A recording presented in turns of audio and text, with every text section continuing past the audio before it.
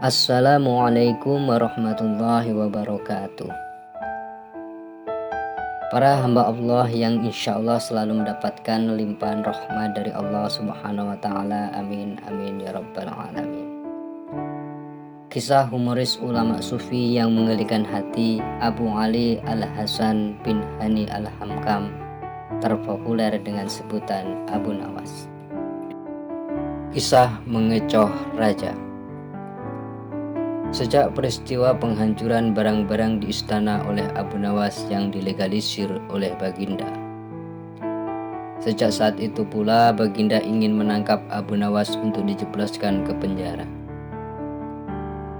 Sudah menjadi hukum bagi siapa saja yang tidak sanggup melaksanakan titah Baginda, maka tak disangsikan lagi ia akan mendapatkan hukuman.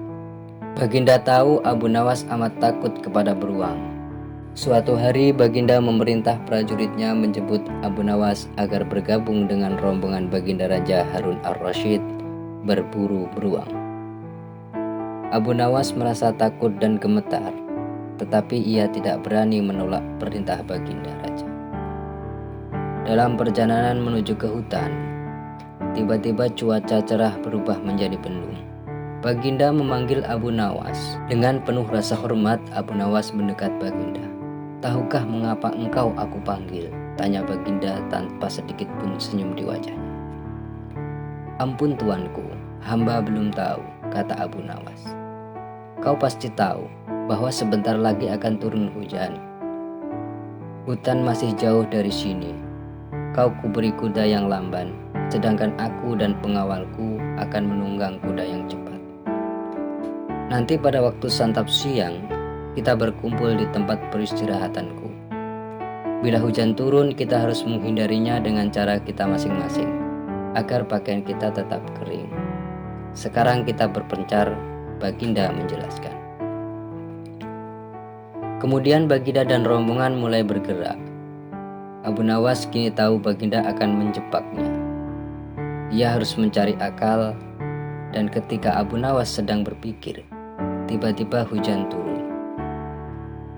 Begitu hujan turun, Baginda dan rombongan segera memacu kuda untuk mencapai tempat perlindungan yang terdekat. Tetapi karena derasnya hujan, Baginda dan para pengawalnya basah kuyup. Ketika santap siang tiba, Baginda segera menuju tempat peristirahatannya. Belum sempat baju Baginda dan para pengawalnya kering, Abu Nawas datang dengan menunggang kuda yang lamban. Baginda dan para pengawalnya terperangah karena baju Abu Nawas tidak basah. Padahal dengan kuda yang paling cepat pun tidak bisa mencapai tempat berlindung yang paling dekat. Pada hari kedua, Abu Nawas diberi kuda yang cepat yang kemarin ditunggangi Baginda Raja. Kini Baginda dan para pengawal-pengawalnya mengendarai kuda yang lamban. Setelah Abu Nawas dan rombongan kerajaan berpencar, hujan pun turun seperti kemarin. Malah hujan hari ini lebih deras daripada kemarin. Baginda dan pengawalnya langsung basah kuyup karena kuda yang ditunggangnya tidak bisa berlari kencang. Ketika saat bersantap siang tiba, Abu Nawas tiba di tempat peristirahatan lebih dahulu daripada Baginda dan pengawalnya. Abu Nawas menunggu Baginda Raja Harun Ar-Rasyid, dan selang beberapa saat Baginda dan para pengawalnya tiba dengan pakaian yang basah kuyup. Melihat Abu Nawas dengan pakaian tetap kering, Baginda menjadi penasaran.